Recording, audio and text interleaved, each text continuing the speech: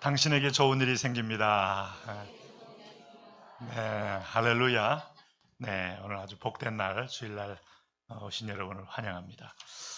우리 몇 가지 광고를 보셨는데, 계속해서 우리 세일에 우리 영화들도 나오고요, 유치부도 나옵니다. 이번 한 주간 동안 여러분 개근을 다 하셔서 더 큰 축복 받기 원하고요. 여기 이제 부서별 축복이 있어요. 부서별 식구들 다 나오셔서 함께 온 성도와 함께 주 예수님의 이름으로 축복이 여러분들에게 있기를 바랍니다. 특별히 오늘 저녁 예배 후에는 2010년 예결산 공동회의가 있는데 여러분들 세례 성도들은 참여하셔서 함께 하나님의 교회 지금 재정부 잘 준비하고 열심히 잘 해오셨는데 여러분 그 일에 여러분도 함께 관심을 가지시고 기도해 주시기 바랍니다. 특별히 우리 방송 선교와 구제장학 이제 우리가 해마다 연초가 되면 선교원금 작정에 방송과 구제장학을 함께 하는데요. 아마 우리 이제 연초에 우리가 이것을 진행하게 됩니다. 방송 선교는 우리가 그동안 그 방송사의 요청에 의해서 제가 원한다고도 되는 게 아닙니다. 이렇게 한국교회에 필요한 어떤 몇몇 분들을 지정해서 요청을 주로 합니다. 그런데 저희가 몇 년 해왔습니다만은 좀 더 효과적인 방송 사역이 북한에 대한 집중적인 어떤 사역상 효율상 또 이렇게 극동방송이 더 효용성이 있어요. 이 단파로 이렇게 방송이 되면 공산권에서 이렇게 청취가 가능했고 또 북한 동포들이 많이 또 듣는다는 얘기를 듣습니다. 그래서 저희가 지금 극동방송만 하나 방송으로 하고요. 나머지 IT하고 하는데 여러분 함께 동참해 주시면 좋겠어요. 이것도 앞으로 하나님이 열방을 위한 굉장히 좋은 중요한 우리에게 주신 도구다, 기회다 하는 생각이 듭니다. 그리고 구제 장학이 있습니다. 이것도 우리 교회에서 필요한 분들에게 하는데요. 함께 기도하면서 어려울 때 나누고 격려해 주는 것 축복입니다. 특별히 선교헌금 작정 명단을 아마 우리 재무팀에서 적장해 주셨는데 자기 이름이 빠진 것이 있는지 한 번 더 확인해 주시고요. 봉투로 작성한 분들은 아마 봉투에 이름을 기록해서 입구에 배치를 합니다. 기읍은 김씨, 비읍은 박씨, 기은, 니은, 디귿별로 이렇게 되어 있으니까 본인이 챙기시면 되겠습니다. 우리 오늘 같이 한번 기도하겠습니다. 하나님 말씀하여 주옵소서. 성령님 기름 부어 주옵소서. 오늘 보혈로 우리를 적셔 주옵소서. 우리 한번 동성으로 함께 기도합니다. 그렇습니다. 하나님 아버지, 오늘도 하나님 우리 귀한 주일날을 우리에게 주셔서 예배하게 하시고 기도하게 하시고 오늘도 선포하게 하시고 오늘 주의 이름으로 찬미하게 하시니 감사합니다. 왕 대신 하나님, 우리가 주님의 나라를 향하여 나아가는 하늘문이 환하게 열리고 기도가 열리고 예배가 열려서 주 앞에 복되게 하여 주옵시고 우리를 하나님 보혈로 덮으셔서 하나님의 은혜와 사랑으로 붙들리게 하여 주옵소서. 이게 우리 하나님 소외되고 힘들고 어려운 분들을 주님 친히 품에 안으셔서 평강과 위로와 소망으로 주님 채워 주옵소서. 오늘 주님 우리에게 말씀하여 주옵소서. 예수님의 이름으로 기도합니다. 아멘. 너희는 나를 누구라고 하느냐 하는 제목입니다. 여러분, 예수님이 제자들에게 이 질문을 던진 겁니다. 너희는 나를 누구라고 하느냐? 어쩌면 제자들은 예수님을 가장 잘 안다고 말할 수 있는 그런 무리들입니다. 그런데 주님이 특별히 던졌다는 것은 여러 가지 의미를 담고 있습니다. 우선 사람들에게 물었습니다. 무리들은 나를 누구라고 하느냐라고 물었더니 제자들이 대답하기를 당신을 향하여 더러는 세례 요한이라고 하고 더러는 엘리야라고 하고 더러는 선지자라고 합니다 라고 말했습니다. 지금 이 질문에 대하여 제자들이 대답합니다. 그러면 제자들인 너는 나를 누구라고 하느냐 하는 겁니다. 여러분, 제자는 마데테스라는 그 원래의 원어적인 말의 뜻이 예수님을 따라가는 자 하는 것입니다.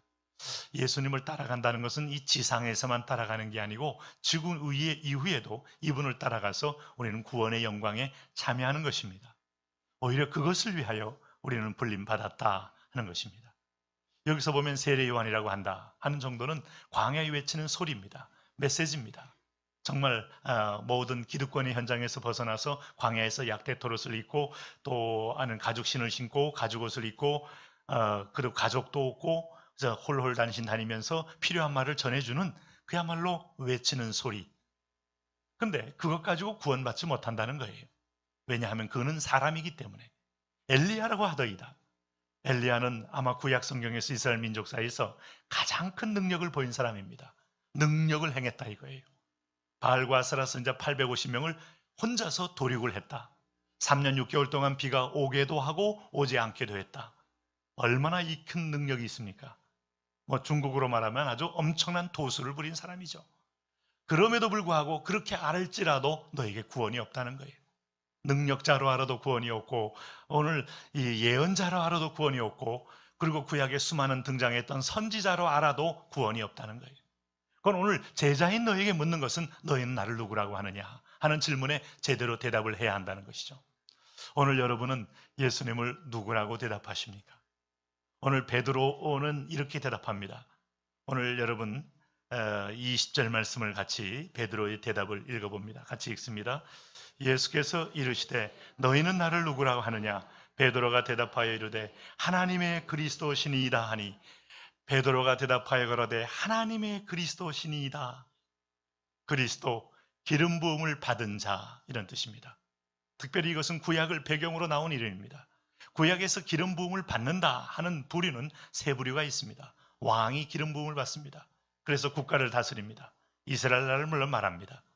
이방 나라는 기름 부음 받는다고 말을 표현하지 않습니다. 여러분 선지자가 기름 부음 받아서 하나님 말씀을 전합니다.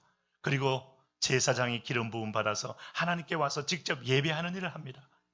자, 예수님에 대하여 그리스도 하는 그 고백 속에는 당신은 왕의 직분이 있고 선지자의 직분이 있고 제사장의 직분이 있는 제사장은 그 원뜻이 하나님과 우리 사이에 다리를 놓는 사람들.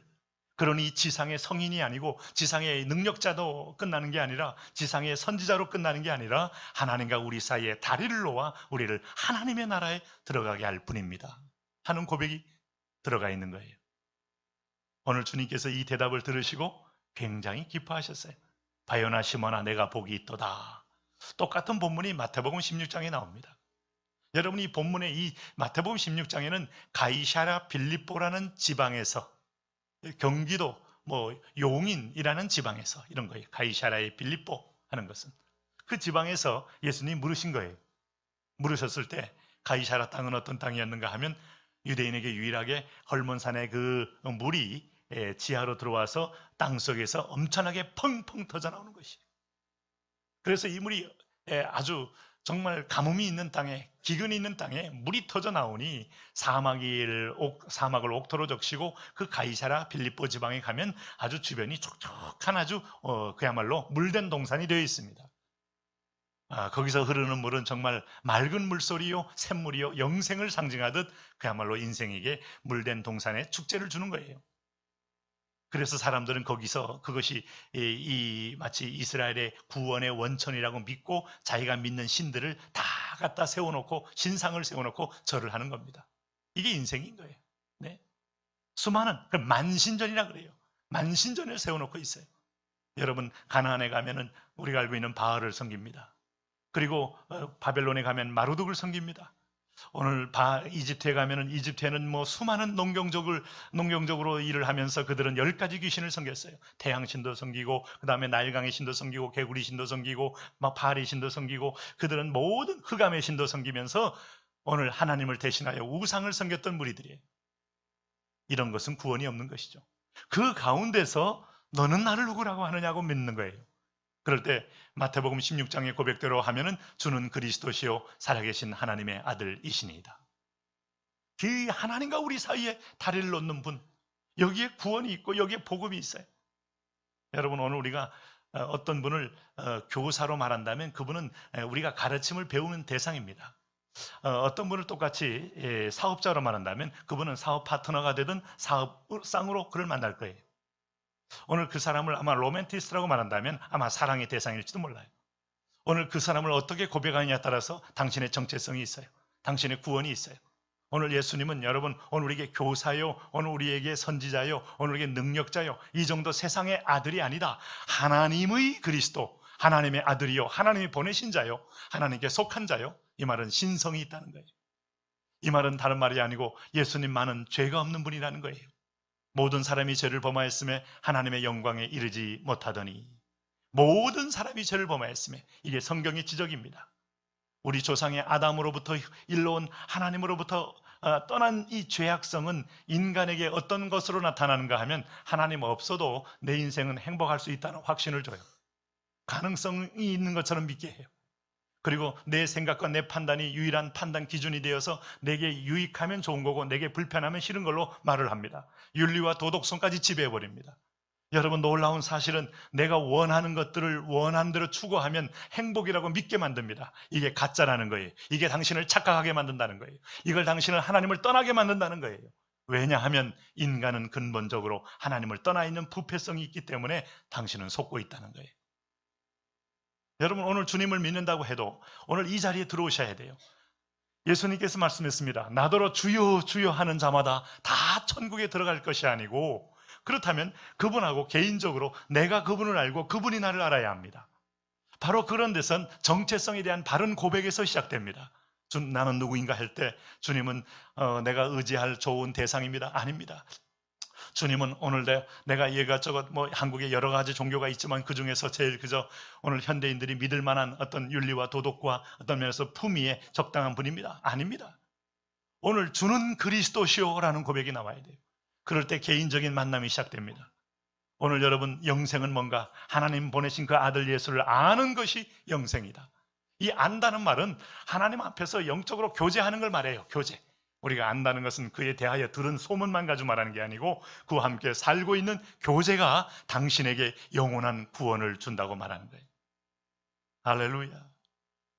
오늘 도전받는 기독교, 도전받는 복음 앞에 여러분, 오늘도 사이비가 와서 우리를 시험할 수 있습니다. 자, 여러분 보면 이제 교회라는 걸로 인터넷을 들어가면 교회만 나오지 않습니다. 하나님의 교회, 그리스도라는 옆에 안상홍 이렇게 등장합니다. 자, 우리를 벌써 시험하기 시작합니다. 헷갈리기 시작합니다. 여러분, 신천지가 부단하게 성경을 인용하면서 오늘도 목사들에게 편지를 보내기도 하고 한국교회 사람들, 성도들을 미혹하기도 하고 그렇습니다. 그러면서 결국은 구원주가 그리스도가 아니고 그리스도는 실패자요, 마지막에 이만희 이렇게 나오는 거예요. 결국 내가 부르는 고백에 의하여 오늘 영생이 연결되어 있다. 이걸 기억하셔야 돼요. 한국에도 거짓 선자, 여러분 자칭 예수 그리스도라 하는 자 40여 명이 지금 일을 하고 있잖아요. 오늘 그런 상황 가운데서 주님 또 묻는 거예요. 수많은 만신전의 무대 앞에서 너희는 나를 누구라고 하느냐? 그럼 이 복음을 알고 있느냐? 복음의 참 능력과 권세를 알고 있느냐? 하고 묻는 거예요. 구원은 개인적이라는 겁니다. 오늘 예수님께서 마태를 부르시고, 오늘 예수님께서 마가를 부르시고, 레위를 부르시고, 레위 마태입니다만 요한을 부르시고, 안드레를 부르시고, 빌립을 부르시고, 바돌로메를 부르시고, 개별적으로 불러서 공동체를 만드는 겁니다. 오늘 여러분이 공동체적으로 불림받은 게 아니고 한 분 한 분 불러서 오늘 주님의 교회 한 지체로 세울 때 주님이, 성령이 공동체를 만들어 가시는 겁니다. 그래서 우리가 개인적인 사연이 있는 거고, 개인적인 부르심에 대한 소명이 있는 거고, 개인적인 그분이 나를 불렀다는 확신이 있으셔야 하는 거예요. 원래 여러분, 사도 바울이라는 사람은 오늘 신약 성경에 매우 중요한 인물이죠. 근데 그 바울이라는 사람은 원래 사울이라는 이름으로 불려졌던 사람입니다. 사울이라고 이름을 불려질 때는 그는 하나님에 대해서, 그리스도에 대해서 원수라고 말해요. 그리스도를 믿는 사람을 핍박했다고 말해요. 그는 유대주의의 아들이었고 유대교 전통을 지키기 위하여 굉장히 정의감에 가득 찬 사람입니다. 그래서 그는 자비를 드리기도 하고 또 제사장 회의에 가서 오늘 나사렛 예수라는 소위 유대교를 흔드는 이단을 잡기 위하여 그는 권한을 위임받아서 사실을 자기를 추종하는 사람들 한 40여 명을 데리고 다메섹에 예수 믿는 사람을 가정가정 방문해서 잡아서 죽이기 위하여 그는 내려가고 있는 것이죠. 그 내려가는 길 위에서 갑자기 하늘이 열리고 강렬한 빛이 임하면서 예수님이 등장한 거예요. 그러면서 예수님이 말씀합니다. 사울아 사울아. 직접 이름을 불러요. 참, 주님이 먼저 이름을 불러주세요. 개인적으로. 어찌하여 너는 나를 핍박하느냐. 이 부름 앞에 그는 큰 충격을 받습니다. 주여 니시오니까 질문을 했어요. 오늘 거꾸로 질문했더니 주님이 자기를 소개합니다. 나는 내가 핍박하는 예수라. 이것은 방식은 주님이 먼저 나타난 방식이지만 개인적인 관계를 그때 맺게 됩니다. 그러면서 사울은 뒤집어집니다. 사울은 무너집니다. 눈이 멀고 3일 동안을 눈을 뜰 수가 없는 상황 가운데서 그는 거대한 내면의 영적인 회오리바람, 폭풍 같은 변화를 경험하게 되는 거예요.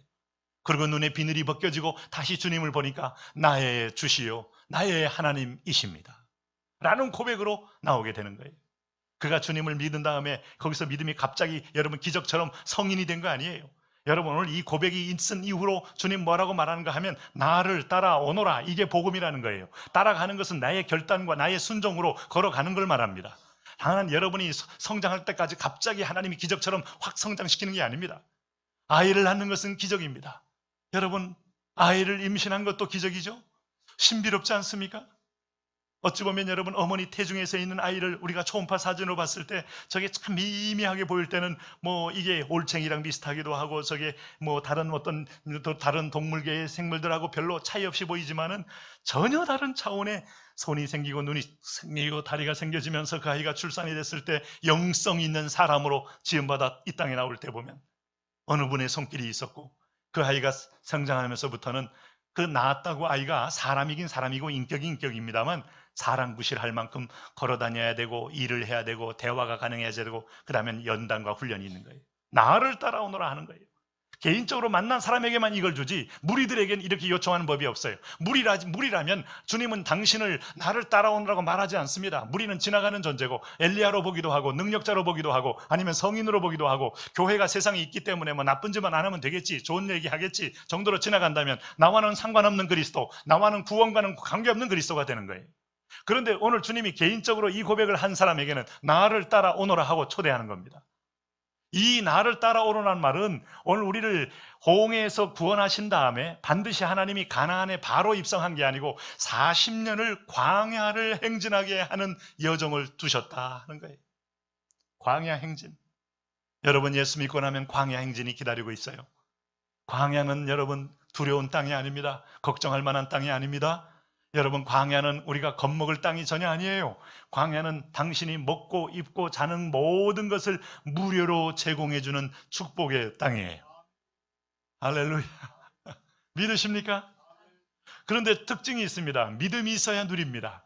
믿음이 없으면 누리지도 못하고 걱정만 합니다. 믿음이 없으면 누리지도 못하고 원망만 합니다. 불평만 합니다. 하나님 나를 사지로 몰아놨다고 하나님 앞에 여러분 원망합니다. 광야라는 것은 참 신비합니다. 나를 따라올 때 광야에서 뭐가 이루어지는가 하면 성숙이 이루어집니다. 성장이 이루어집니다. 오늘 여러분 사울도 바울 되면서부터 그는 3년 동안 아라비아 광야에서 하나님과 고독한 싸움을 싸우고 거기서 하나님이 특별히 공급하시는 음식으로 먹고 살며 그는 거기서 새롭게 거듭나며 하나님의 사람으로 자라게 되는 거예요. 놀라운 것은 그 안에 영적인 내면이 자라게 될 때 그가 고린도전서에 보니까 처음에 영접했을 때는 나는 사도 중에 제일 작은 자다라고 말하다가 에베소서에 가니까 그가 어떻게 고백하는가 하면 나는 사도는 고사하고 소위 말해서 나는 직분자 중에는 그래도 내가 제일 작은 자다 이런 얘기했다가 나중에 보니까 나는 이 땅의 모든 성도들 가운데 제일 작은 자다 이렇게 말합니다. 그리고 점점점 그가 영적으로 성숙해지니까 마지막 디모데 후서에서 나는 죄인 중에 괴수다 라고 말하는 거예요. 여러분 성장은요 자기 부인으로 시작되는 거예요. 자기 안에 있는 자기 의의가. 그러면 여러분 질문할 수 있어요. 사람에게 자존감하고 오늘 자기 부인하고 어떤 상관관계가 있습니까? 상관관계가 있습니다. 자존감이 높다고 해서 그 사람이 잘못됐다는 거 아닙니다. 자존감이 낮다고 해서 그 사람이 또 잘못됐다는 거, 그 사람이 옳다는 것도 아닙니다. 자존감이라는 것은 그리스도 안에 거듭난 자존감을 말하는 거예요. 그런데 여러분 우리가 이것이 성숙하지 않고는 자기를 볼 수가 없어요. 자기 거울이라는 것은 절대로 세상에 있지 않고 오늘 내가 직접 하나님의 말씀 앞에 하나님의 섭리 앞에 하나님의 허락한 환경 속에 광야 속에서만 보여주는 거울이에요. 그래서 따라가 보셔야 돼요. 나를 알려면 따라가 보셔야 돼요. 신명기 8장에서 하나님이 우리를 따라오라고 할 때 신명기 8장 2절은 이렇게 말합니다. 내가 너를 광야 40년을 왜 허락했는 줄 아느냐? 죽이기 위하여? No. 원망 듣기 위하여? No. 너희가 우상 숭배하는 꼴을 보기 위하여? No. 그때 주님은 영어로 간단하게 대답했다는 설이 있어요. 주님이 말하십니다. 내가 너를 인도한 이유는 뭐예요? 너를 낮추시고 너를 시험하사 내 자신이 누구인지를 알게 하기 위하여. 만일에 우리가 혼자서 내가 원하는 소욕대로 살면서 나를 안다면 여러분 그것은요 하나님이 굳이 광야로 인도할 이유가 없어요. 내가 꿈꾸는 야망, 꿈꾸는 비전, 꿈꾸는 생각대로 성취하는 것이 인생이고 그걸 위하여 하나님의 도움이 필요하기 때문에 교회를 나오고 예수를 믿는 거라면 나를 여러분 그걸로 한다면 알 수 없어요. 왜 여러분 10년, 20년, 30년 믿어도 믿음의 성장이 없는가 하면 나를 알지 못하기 위한 첫 번째 나를 알지 못하는 단계에 묶여 있기 때문에 더 이상 성숙이 없는 겁니다. 그래서 광야는 원망의 대상이 아니고 하나님이 기막히게 나를 만들어가는 축복의 자리인 거예요. 때로는 질병으로 오기도 합니다. 때로는 돈이 떨어집니다. 때로는 여러분 사업을 했는데 원치 않은 불경기로 인하여 그 사업이 참 그렇게 누구든지 투자만 하면 100% 될 거라는 확보한 확신이 있었음에도 불구하고 여러분 졸지의 위기에 만나기도 합니다. 이 광야라는 것은 여러분 예측 못합니다. 근데 당신 안 죽어요. 주님이 제자 삼은 이후로 그걸 통하여 뭐라고 합니까? 너를 낮추셔서 그 얘기를 계속합니다. 마침내 내게 신명기 8장 16절에 이렇게 말합니다. 복을 주려 하려 하심이라. 할렐루야.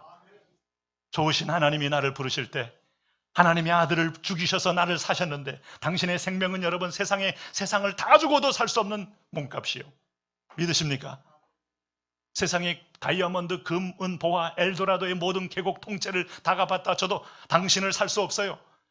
온 우주밖에 하나밖에 없는 아들 예수님을 죽이셔서 당신을 사셨으니 당신을 하나님의 그리스도와 함께 관련을 맺게 하여 하나님의 축복의 자리를 이끌어가려고 하시니 그걸 하나님이 위하여 광야를 허락했다고 말합니다. 신명기 8장의 패턴은 모든 성도에게 주시는 삶의 패턴인 거예요. 그 광야에서 가장 중요한 게 스스로 내가 누구인지를 알게 하사 나를 모른다는 거예요. 여러분 오늘 내 안에 끌어오는 욕망이 다 내 거라고 보십니까? 옳은 거라고 보십니까? 아니요. 우리에게 필요한 게 있습니다. 또 필요한 욕구가 있습니다. 우리가 쉽게 얘기하면은 수면욕이라는 게 주무셔야 그 다음날 또 회복이 되어서 일하시잖아요. 그럼 욕구라기보다는 가장 절박한 우리의 생존의 방법이죠. 심지어 성욕도 있는 거고, 그 다음에 식욕도 있는 거고, 우리는 성취욕도 있는 거고, 안정욕구도 있는 거고, 다 필요한 겁니다. 이것을 추구하고 이것을 채우려고 하는 것이 하나님이 죄라고 말한 적이 없어요. 그러나 사단은 벌써 이것을 타고 들어왔기 때문에 이 모든 욕구 체계에는 사단의 오염된 체계가 함께 들어있기 때문에 내가 정확하게 나를 분별 못해요.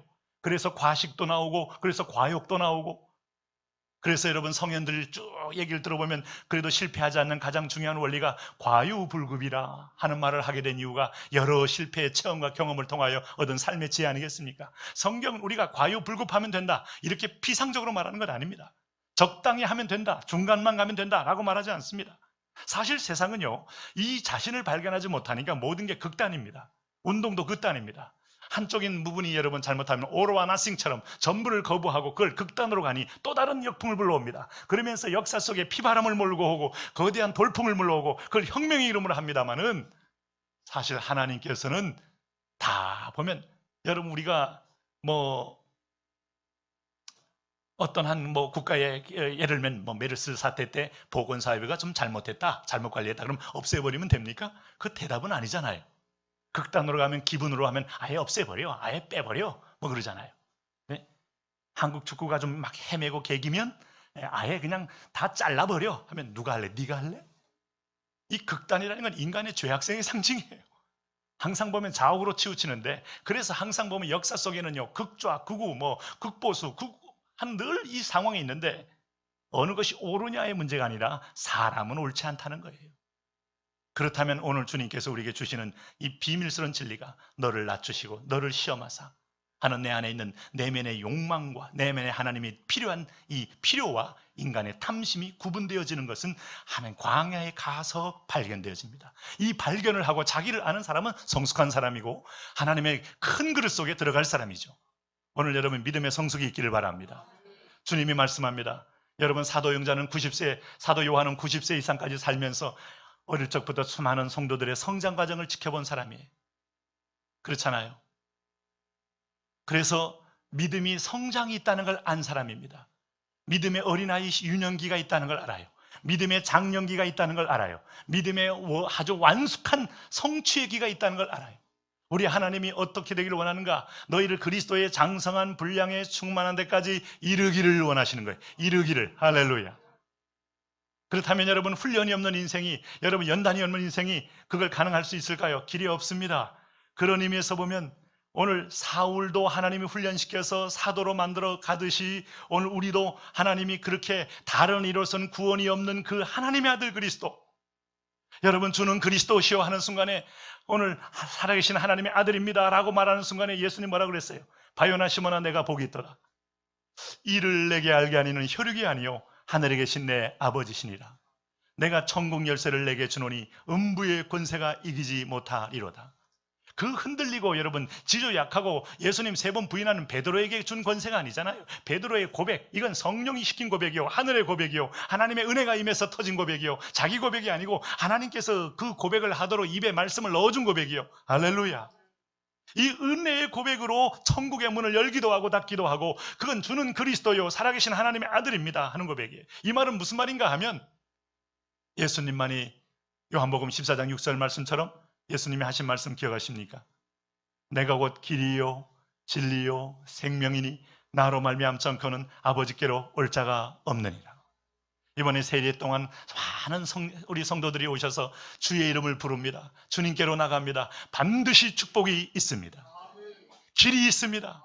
네. 누가 여러분 주 앞에 나올 수 있어요? 세상에서 자기가 낮춰진 사람, 자기 의로서는 안 되는 거 아는 사람, 자기 생각과 자기 이성으로는 이것이 하나님의 의를 이룰 수 없다는 걸 아는 사람. 근데 여러분 이성으로 차 있고 자기 의로 차 있고 자기 경험으로 차 있고 자기 판단으로 차 있는데 여러분 하나님께 여러분 무릎 꿇을 수 있을까요? 있을 것처럼 보이지만 불가능한 거예요. 당신의 자리를 내어놓는 사람, 오늘 인간의 경향성은 하나님 없이도 인간이 스스로 살 수 있고 행복할 수 있고 길이 있는 것처럼 착각과 미혹 속에 빠져가는 거, 이것이 멸망의 길이라고 말했어요. 그래서 당신이 유일한 길입니다 라고 말하는 것에 하나님의 그리스도라는 말은 하나님의 아들로서 죄가 없는 분입니다. 여러분 바울도 자기 죄 때문에 로마서 7장에서 오호라 이 사망의 몸에서 누가 나를 건져내려 하면서 그는 고통 가운데 죄의 문제를 앓고 주의 은혜의 보혈을 구했어요. 베드로도 여러분 3번 부인한 다음에 그는 입이 유구몬이 되어서 주님의 긍휼을 기다리는 자가 되었어요.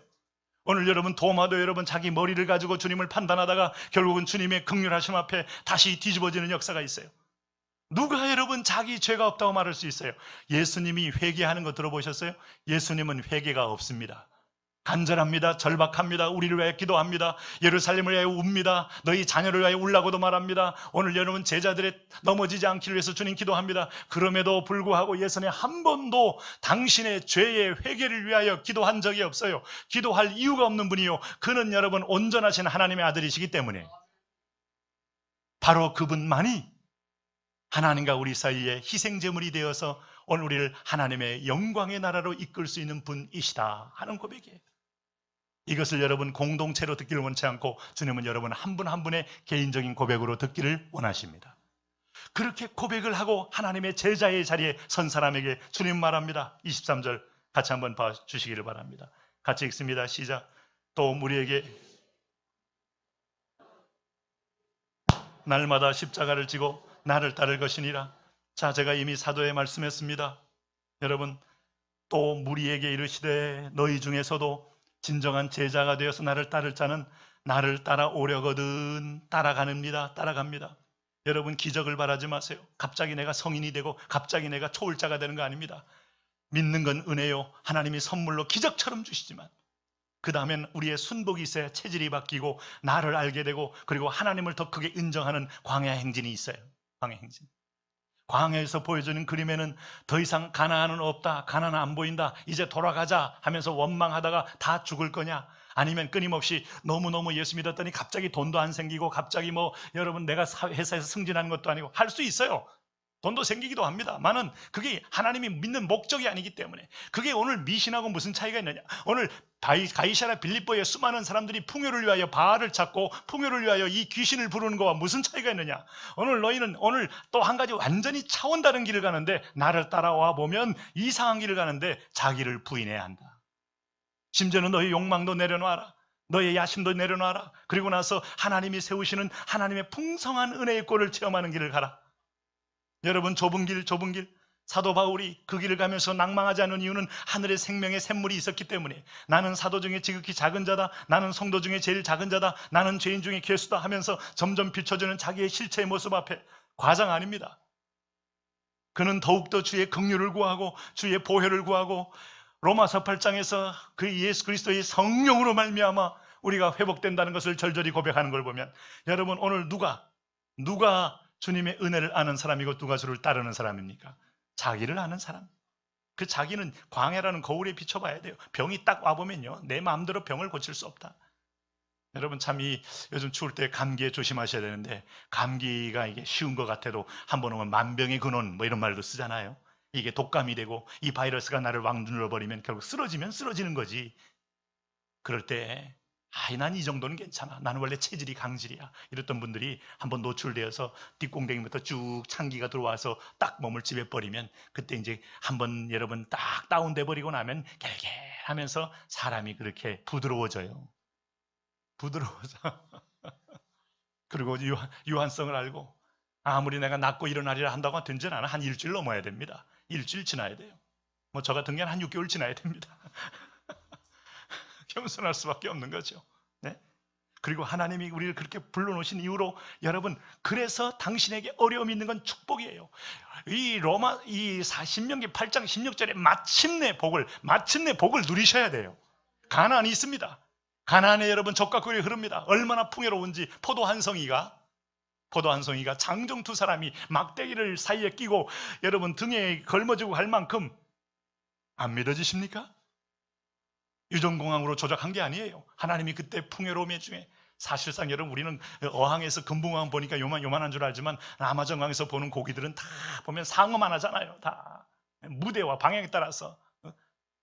저는 예전에 미국 피닉스에 있는 교회 집회 갔다가, 그게 산속에서 합니다. 보통 하다가 제가 다람쥐 보고 깜짝 놀랐어요. 다람쥐가 완전히 토끼예요, 수준이.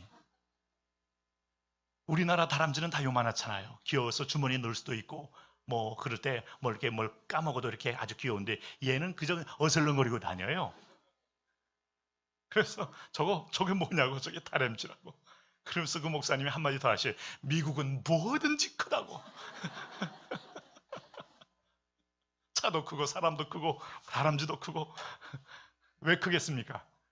클 동안 여러분 자연에 방치되어 있고 뭐든지 떨어지는 그 도토리를 많이 먹었기 때문에 꼭 종자만 다른 건 아닙니다, 사실은. 네? 사람이 어느 정도 클지, 여러분 오늘 크기 전에 여러분 광야에서 죽는 인생만큼 불행한 게 없어요.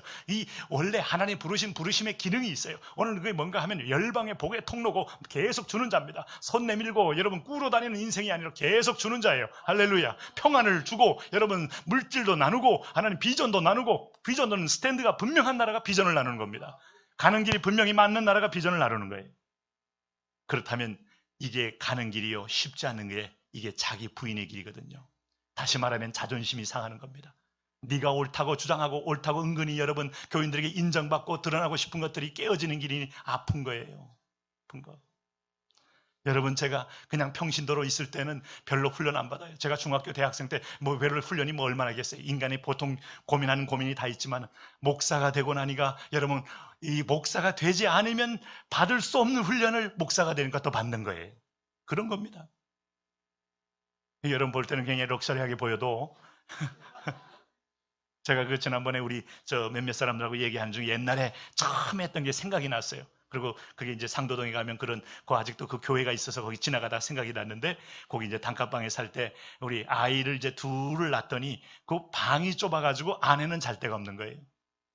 그래서 여러분 할 수 없이 교회 가서 아내가 저를 대신해서 보내셔서 거기 가면 이제 할머니들 권사님들이 몇 분 계신데 거기 잘 수 있는 여건도 아니에요. 푹 넓어지게 잘 수 있는 것도 아니고, 그러다 보면 이제 울면서 있다가 좀 거기서 또 아침에 새벽 기도할 때도 깨가지고 아침에 오게 되고 한 1년 이상.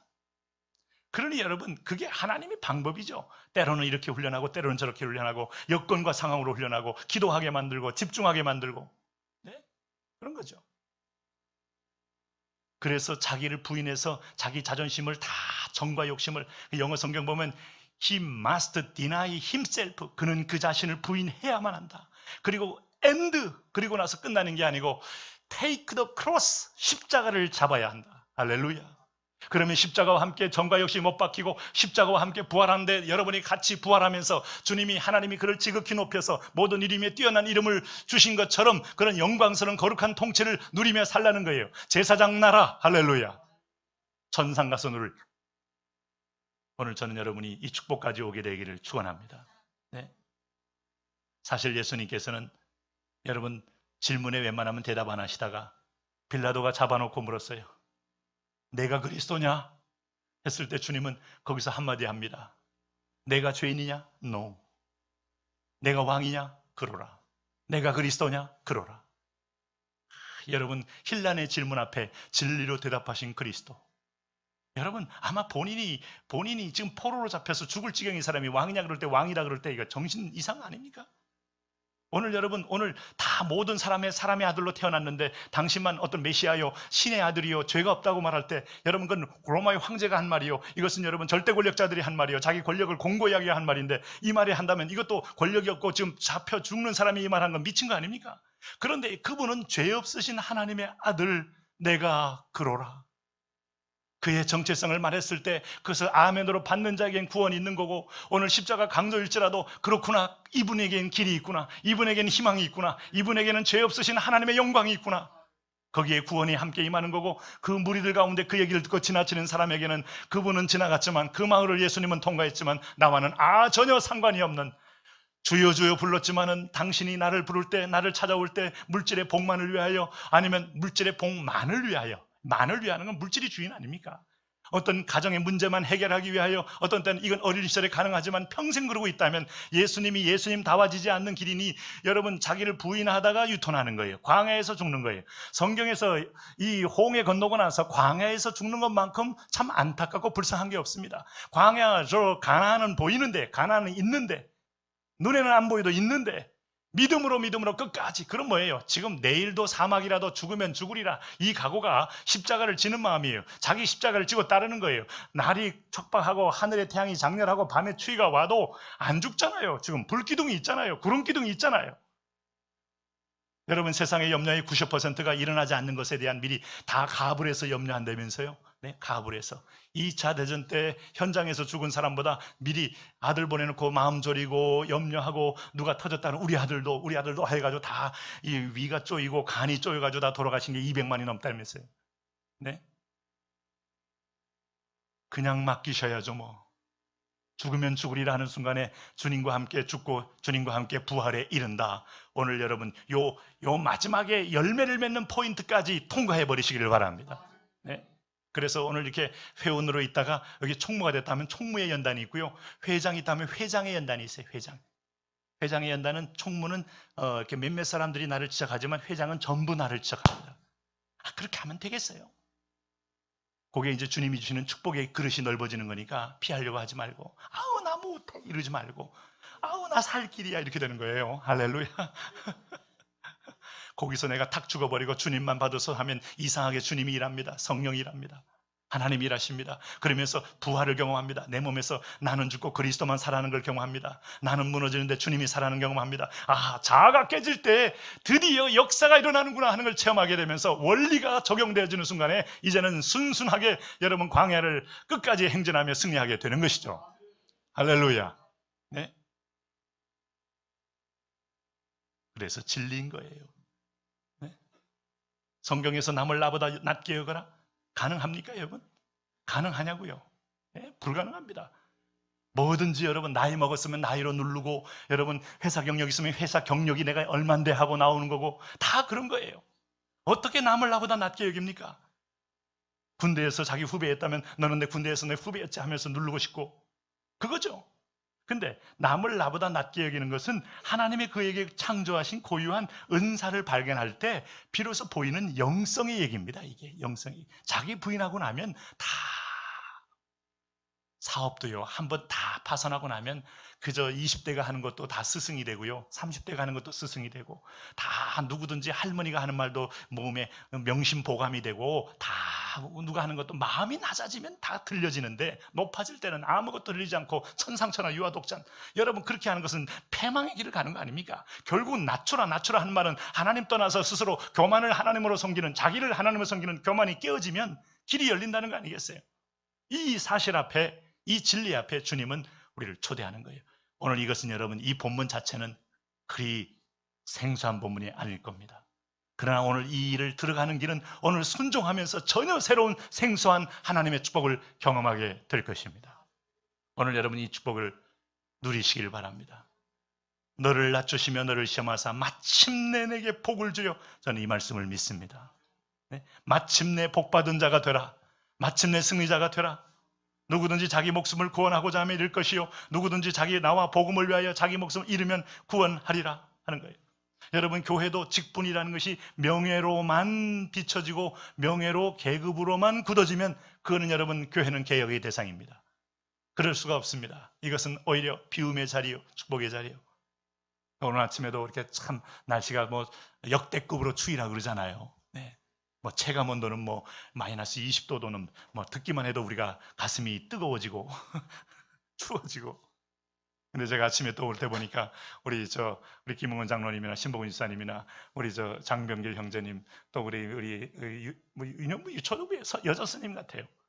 다 거기서 그냥 쓰시고 막 앞에 있는 이 또 토사 치우고 병 다 치우고 하시는 모습들이 참, 이게 여러분, 우리가 아침에 또 나올 때 이 겨울에도 예배 나오는 것도 귀하지만은 또 우리보다 먼저 나와서 이렇게 길을 열어주는 귀한 분들이 있을 때, 아니 뭐 여러분 제가 시켜서 하는 겁니까? 아니잖아요. 하나님의 마음으로 참 이게 그래도 이거 해야 되겠다는 또 교회에 대한 아름다운 사랑의 마음과 또 거룩한 책임감, 이런 것들이 그렇게 날마다, 나는 오늘쯤이면 너무 추우니까 저분들이 좀 쉬었으면 하는 마음이었는데 여전히 그냥 쫙 해가지고 하시는 거 보니까 너무 귀하지 않습니까? 이게 일종의 봉사도 자기 부인이 수반되지 않으면 오래 갈 수 없어요. 하나님에 대한 소망이 있고 이것 이후의 상급과 천국의 영혼이 보여야 하는 거죠. 할렐루야. 네? 누가 여러분 무엇을 위하여 자기 손을 봅니까? 내가 그리스도와 함께 십자가에 못 박혔나니 그런즉 이제는 내가 산 것이 아니요 오직 내 안에 그리스도께서 사신 것이라. 이제 내가 사는 것은 나를 사랑하사 나를 위하여 자기 몸을 버리신 하나님의 아들을 믿는 믿음 안에서 사는 것이라. 할렐루야. 하나님이 예비한 이 승리의 복, 통치의 복, 열방을 축복하는 복, 그리고 열방으로 흘러나가게 하는 복. 저는 이사야 60장 말씀이 늘 제 화장실에 붙어 있기 때문에 열방의 재물이 내게로 온다는 건 너희가 하나님을 떠나 있는데 너에게 배를 더 풍부하게 하고 너의 몸을 따뜻하게 한다는 말이 아니에요. 네가 그리스도와 함께 자신을 비우고 그리스도와 함께 동고동락 죽으시기까지 부활에 이르게 되면 하나님은 너를 통하여 이 열방의 통로, 열린 복의 통로, 할렐루야, 만들겠다는 거예요. 우리는 이 말씀이 천국 가서 이루어질 말씀이 아니기 때문에 우리 비전은 여기서 누리는 겁니다. 할렐루야. 여러분, 세일에 하는 것도 우리는 여기서 승리를 누리자는 거지 천국 가서 하자는 게 아닙니다. 천국 가서는 할 게 없어요. 그냥 찬송만 하면 돼요. 성가대 1부, 2부에 참여하시면 하면 돼요. 할렐루야. 우리가 여기서 할 것은 여러분, 오늘 우리가 누리시는 겁니다. 하나님 물류도 우리를 통하여 흘러가게 하고 하나님 사람도 인력도 하나님의 사람들로 거룩하게 영향하고 방향을 잡고 흘러가게 하고 오늘 내 자녀들도 아버지의 삶을 보면서 이 익은 곡식이 머리를 숙이듯이 자기를 비우고 자기를 낮추며 열매 맺는 것들을 사업에서도 경험하고 봉사에서도 경험하고 그리고 인생 삶에서도 경험하는 그런 놀라운 영적인 복들을 누리게 하여 주옵소서. 그래서 한때에만 있다가 흥하다 망한 집안이 아니라 3대가 되고 4대가 되고 5대가 되고 적어도 100년 기업은 노하우가 있는데요, 섬김의 마음이 없는 100년 기업은 존재할 수 없어요. 어느 나라든 조금 교만하면요, 이게 쉽게 말하면, 경영적으로 말하면 너무 우리가 브랜드 이미지가 강하니까 우리가 뭘 해도 된다는 교만한 마음이 나오는 순간부터 그 회사는 바로 서서히 내리막길 가다 결정적인 순간에 딱 떠나버립니다. 늘 소비자를 섬기는 마음, 이게 이제 일종의 돈 벌기 위한 물론 거지만 굳이 적용을 하자면 그런 거예요. 이들의 경향과 이들의 트렌드를 계속해서 그들은 현장까지 가서 현장에 가서 듣고 거기에 맞는 것을 수용하고 그야말로 왕으로 모실 때에 롱론하듯이, 여러분 세상에서도 이런 원리가 통하는 게 하나님이 주신 원리인데, 전능자 하나님 앞에 우리가 나를 비우며 그분이 진정으로 내 건강의 영역에, 사업의 영역에, 자녀 교육의 영역에, 그 다음에 내 인생의 후반부의 진로의 영역에, 아니면 내가 결혼해서 가정을 이루는 영역에 그분이 주인 되도록 나를 내려놓고 이끄시고 모시고 나올 때 우리를 제사장 백성 나라로 세우셔서 복으로 이끌어 주신다. 할렐루야. 오늘 그 축복이 있기를 바랍니다. 우리 한번 같이 기도합니다. 그렇습니다. 하나님, 하나님이 약속한 복대로 은혜로 누리게 하여 주옵소서. 하나님, 남을 나보다 낮게 여기란 말, 서로 간에 다른 은사를 주어서 소중성이 있고 귀함성이 있음을 알고 인정하고 마음을 엽니다. 그리고 하나님, 우리 교회 하나님 아직도 신앙의 유년 시절을 지나는 사람은 성장케 하시고 작년에서 그리스도의 장성한 분량이 이르기까지 자라 축복을 누리는 자유자가 되게 하여 주옵소서. 기름 부어 주옵소서. 우리 한번 통성으로 기도합니다. 그렇습니다. 하나님 아버지, 오 나의 왕 나의 하나님 아버지, 너희는 나를 누구라고 하느냐? 세상과 다른 하나님, 세상의 방식과 전혀 다른 예수 그리스도, 세상을 통치하되 섬김으로 통치하신 예수 그리스도, 자기를 비워 종의 형체를 입으신 예수 그리스도, 말귀에 태어나신 예수 그리스도, 사람을 끝까지 섬기며 품으신 예수 그리스도. 그러나 하나님, 이것은 마지막 때에 왕으로 오셔서 심판을 위한 주님의 첫 번째 우리를 향한 사랑의 접근. 오 할렐루야. 하나님, 우리가 주님을 따라가되 적당히 하나님 주님이 몇몇 주시는 것만 먹고 낭망하지 말게 하시고, 주님을 동행하며 주님과 함께하며 그리스도와 함께 죽고 함께 사는 은혜의 자리에 이르게 하여 주옵소서. 주여, 그렇게 축복하여 주옵소서. 그렇게 하나님 승리케 하여 주옵소서. 하나님, 병들기 전과 병든 후가 사람의 태도가 달라집니다. 하나님, 사업이 성공할 때와 사업이 안 될 때 사람의 태도가 달라집니다. 환경 때문에